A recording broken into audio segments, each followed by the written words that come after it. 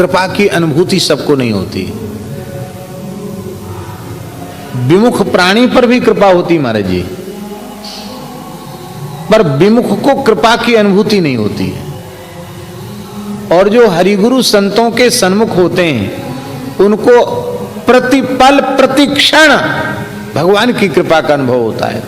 वे कृपा के चिंतन में डूबे रहते हैं, कृपा के चिंतन में सराबोर रहते हैं।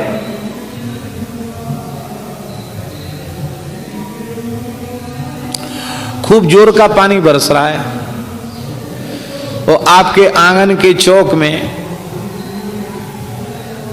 बर्तन उल्टा पड़ा हुआ है, औंधा मुंह, भगोना, बाल्टी, लोटा उल्टा रखा है। तो चाहे जितना पानी बरसे उसमें एक बूंद भी नहीं जाएगा, क्योंकि औंधा पड़ा है। और उसी पात्र को जो औंधा पड़ा हुआ था उसको आपने सीधा कर दिया, उल्टे को सीधा कर दिया, उल्टे को उल्टा कर दिया, तो वो बरसता हुआ पानी केवल उसमें बरसेगा ही नहीं, लबालब भर जाएगा।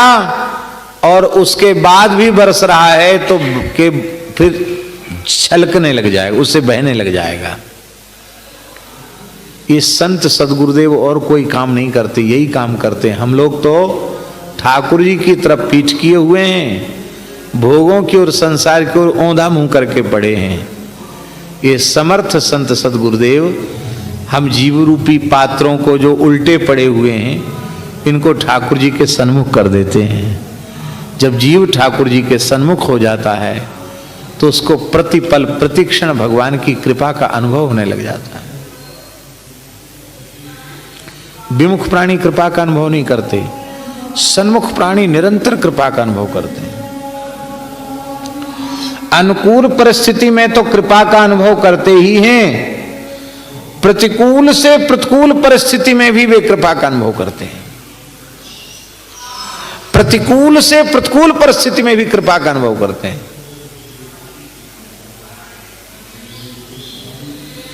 और बिल्कुल पक्की सच्ची बात है, प्रतिकूल परिस्थितियां भगवान की विशेष कृपा की अनुभूति कराने के लिए ही आती हैं।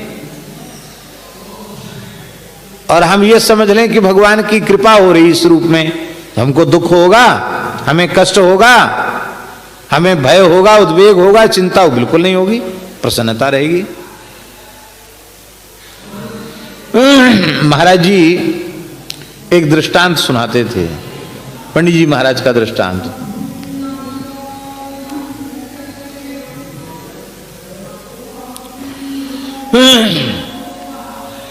एक राजा का मंत्री था, वो बड़ा भक्त हृदय था। भक्तों की भाषा ही अलग होती है, तो उसको अभ्यास में था। प्रभु के सभी विधान मंगलमय हैं, जो हुआ भगवान की कृपा है, भगवान की कृपा से ठीक ही हुआ, राम कृपा से ठीक हुआ, अच्छा हुआ। भगवान का विधान बुरा कैसे होगा, अच्छा हुआ। एक दिन राजा गन्ना चूस रहा था,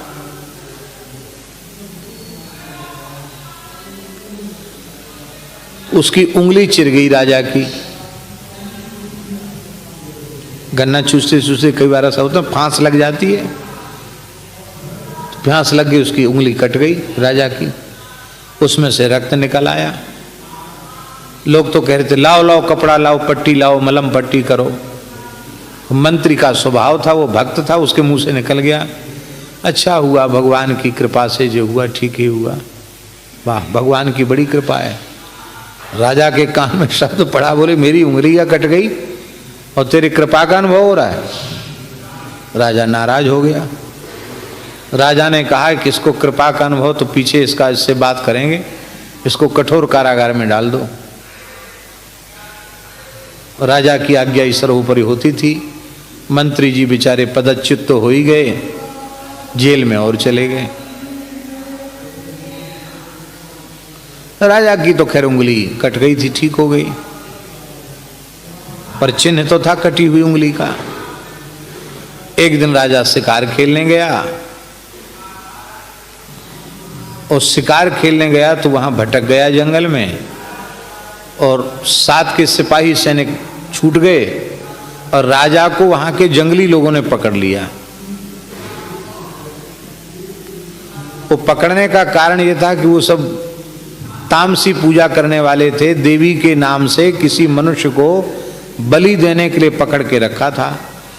वो मनुष्य चकमा देकर भाग गया, वो छूट गया। अब उनको किसी आदमी की जरूरत थी नर बलि के लिए, राजा मिल गया, पकड़ो इसको ले चलो।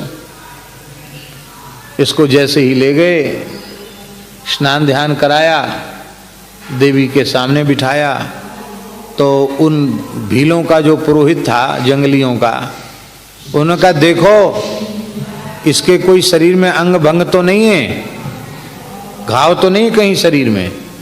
तो उंगलियां कटी हुई थी, भी घाव भरा नहीं था। अरे बोले नहीं, ये बलि के योग्य नहीं है, बलि पशु कहीं से भी अंग भंग नहीं होना चाहिए।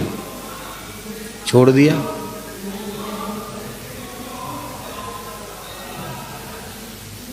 राजा ने कहा रे, मंत्री ने जो कहा था बिल्कुल ठीक कहा था, आज हमारी उंगली कटी न होती तो नार तो जरूर कट जाती, गला कट जाता आज तो हमारा। तो भगवान के विधान तो बिल्कुल, भगवान की बड़ी कृपा है, ये बिल्कुल ठीक कहता है कि भगवान की बड़ी कृपा है, अच्छा हुआ भगवान की बड़ी कृपा है, उंगली कट गई, अच्छा हुआ। तो लौट के आया, सबसे पहले उसने मंत्री को कारागृह से मुक्त किया। बोले हम क्रोध में थे, हमने ऐसा कुछ कर दिया, अब तुम्हारी बात मेरी समझ में आ गई, लेकिन एक प्रश्न और अभी रह गया बकाया। क्या? हमारी उंगली कटी तो कृपा हो गई कि नार कटने से बच गई, गला कटने से हम बच गए, पर तुम्हारे ऊपर क्या कृपा? बोले ये भी भगवान की बड़ी कृपा हुई जो हम 3 दिन तक एकांत में रह के राम राम जपने का अवसर मिला। आपके यहाँ छुट्टी तो मिलती नहीं थी, भजन नहीं होता था, अच्छा हुआ भजन हुआ, तो एक तो भजन बना, ये कृपा हुई। दूसरी कृपा राजा यही पूछता था कि भाई तुम्हारे ऊपर तो कोप हुआ, कृपा कहाँ हुई? पद छूट गया, जेल में चले गए, कृपा कहाँ हुई? तो मंत्री ने कहा हमारे ऊपर भी कृपा हुई। क्यों? कहते यदि हम आप नाराज होके हमको जेल में न डालते तो आपके साथ हम जरूर जंगल में जाते, और हम आपका साथ छोड़ने वाले हैं नहीं। आप तो उंगली कटी होने से बच जाते और हमारी गर्दन जरूर कट जाती। तो भगवान ने हमको जेल में डालकर बचा लिया, इसलिए भगवान की कृपा है, भगवान की कृपा का अनुभव। पूज्य पहाड़ी बाबा महाराज को बड़ी जोर का बुखार आया। हम सुदामा कुटी में महाराज जी के पास रहते थे। एक विद्यार्थी पहुंचा, रात का समय था, बोले महाराज जी को बहुत तेज बुखार है, आप आ जाओ। आप की बात शायद मान लें, कोई दवाई वगैरह ले लें। तो पूज्य गुरुदेव भक्तमाली जी ने संजीवनी बट्टी, एक आयुर्वेद में आती है, तो संजीवनी बट्टी हमको दी एक पुड़िया में। बोले महाराज जी को कहना कि ये गोमूत्र से शुद्ध करके बनती है और ये शुद्ध दवाई है, इसको लेने में कोई हानि नहीं है, गर्म जल से ले लें। तो हमने कहा कि ये गर्म जल से आप ले लें। महाराज जी ने मना कर दिया, बोले नहीं नहीं, हम दवाई के नाम से कुछ नहीं लेंगे। तुम आए हो तो एक काम करो, हमको बहुत जोर का जाड़ा लग रहा है, शरीर में टूटन हो रही है, हमको तुम उठा के बिठा दो, हम आसन से बैठ जाएंगे तो पर हमको ये सब नहीं लगेगा। तो हमने महाराज जी को सहारा देकर उठा के बिठाया, बैठकर वो ऐसे हो गए जैसे वो बैठते थे ध्यान में। अब यहाँ जगह कम है, नहीं तो हम बताते कैसे बैठते थे। वो ऐसे बैठते थे और ऊपर से हमने कपड़ा उड़ा दिया। हमने कहा महाराज जी बहुत तेज बुखार में यहीं सो जाऊं? नहीं, हम अकेले, अभ्यास है हमारा अकेले रहने का, दूसरे किसी मनुष्य की दृष्टि नहीं पड़नी चाहिए मेरे ऊपर। चले जाओ अपने आसन पर विश्राम करो, सवेरे आ जाना। कितने बजे? बोले 5-6 के बीच में आ जाना। कहा ठीक। तो हम स्नान वगैरह करके ठीक 5 बजे ही हम उपस्थित हो गए। तो वहाँ एक गौर बाबू रहते थे बंगाली, उनसे हमने पूछा कि गौर बाबू महाराज जी का स्वास्थ्य कैसा है?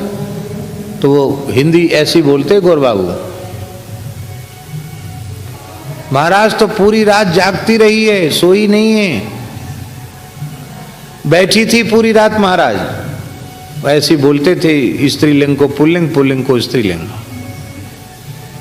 महाराज तो पूरी रात सोई नहीं, बैठी है, पूरी रात बैठी है महाराज।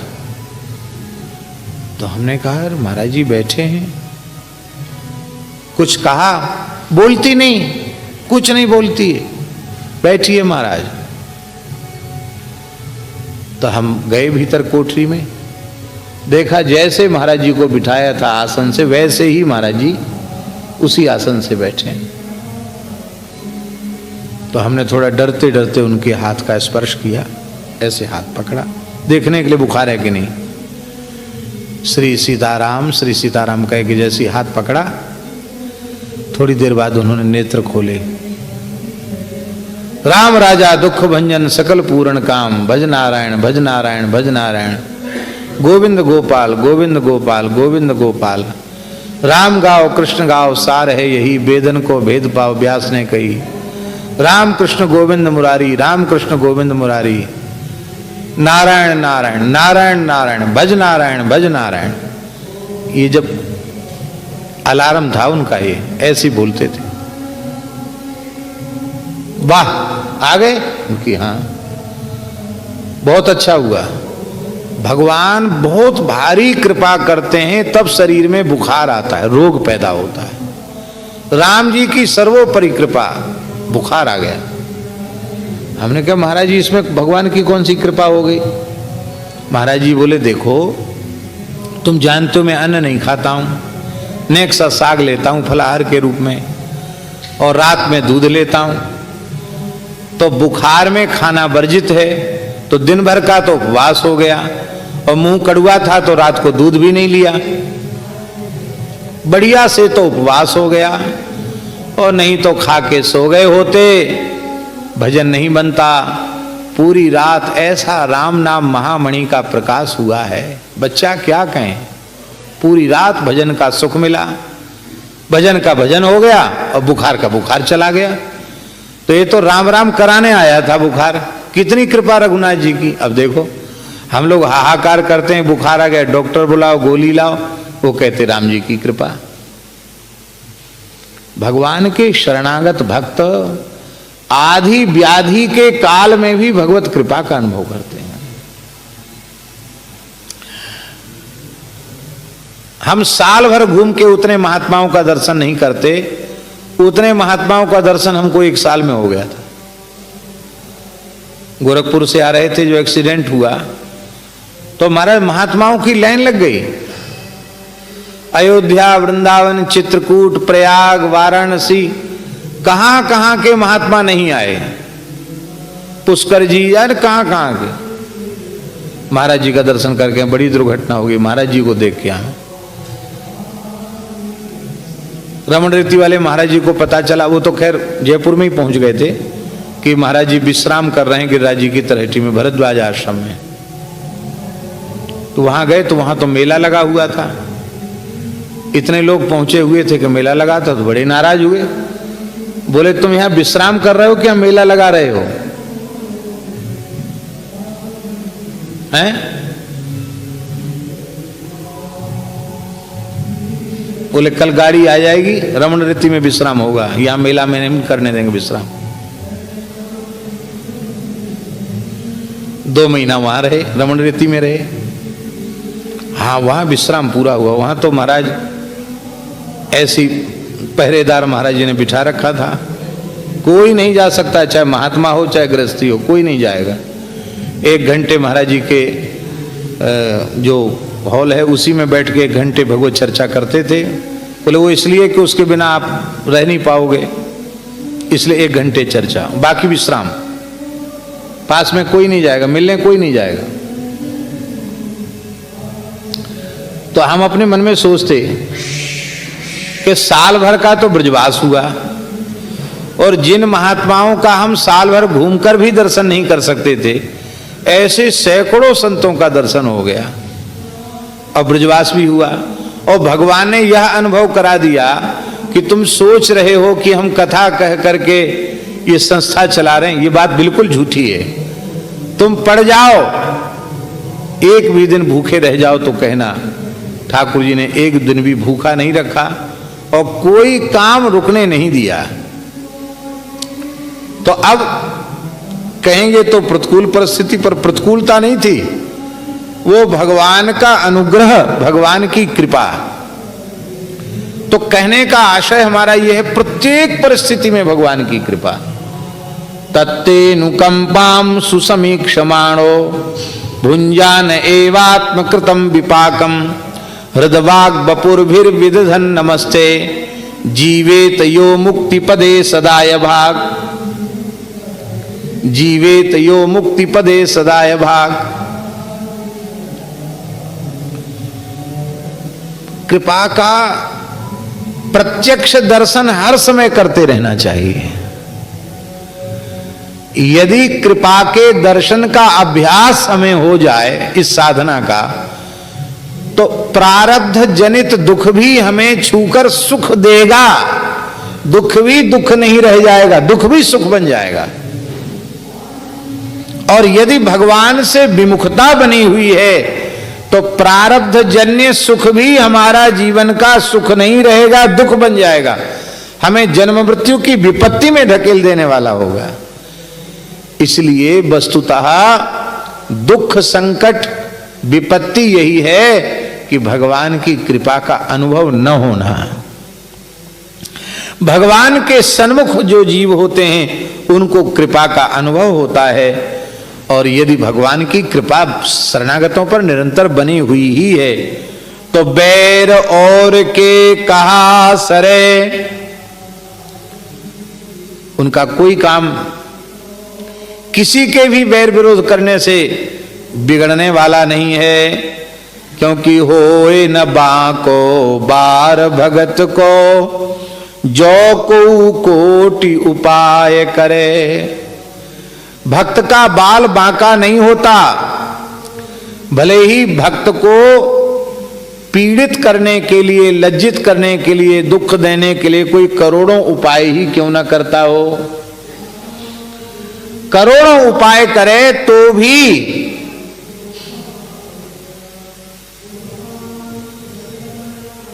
भक्त का कुछ भी बिगड़ने वाला नहीं है।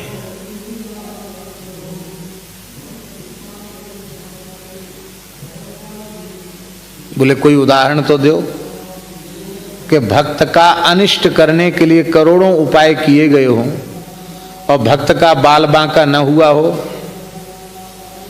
तो गोस्वामी तुलसीदास जी के ध्यान में परम भागवत महाभागवत भक्त राजश्री प्रहलाद जी उनके ध्यान में आते हैं। अरे भैया, प्रहलाद जी को तो देख लो। प्रहलाद जी का उदाहरण, प्रहलाद जी का दृष्टांत हम सबके सामने है। राम जी की कृपा प्रहलाद जी पर पूरी पूरी है, तो कहां तक कहें और बैर और के कहा सरे। त्रिलोक विजयी हिरण्यकशिपु का बैर विरोध भी प्रहलाद जी का कुछ नहीं बिगाड़ सका। प्रहलाद जी का बाल बांका नहीं हुआ। हिरण्यकशिपु ने करोड़ों उपाय किए प्रहलाद को नष्ट करने के, लेकिन उसके श्रम ही हाथ लगा, वो अपने किसी उपाय में सफल नहीं हुआ। इसलिए तुलसीदास जी महाराज इस निर्णय पर पहुंचे हैं कि तके नीच जो मीच साधु की, सो पामरत ही मीच मरे। जो परोपकारी भगवान के भक्त की, संत की मृत्यु का चिंतन करता है, ये मर जाए तो अच्छा, इसको हम किसी न किसी उपाय से मार डालें तो अच्छा। जो साधु की मृत्यु का चिंतन करता है, मृत्यु का विधान करता, उसको मारना चाहता, उसे समाप्त करना चाहता है, उस नीच की मृत्यु स्वयं ही हो जाती है। सो पामर ते ही मीच मरे, वो पामर पशु अपनी मौत मरता, उसी मौत में मरता है वो, मीच मरे।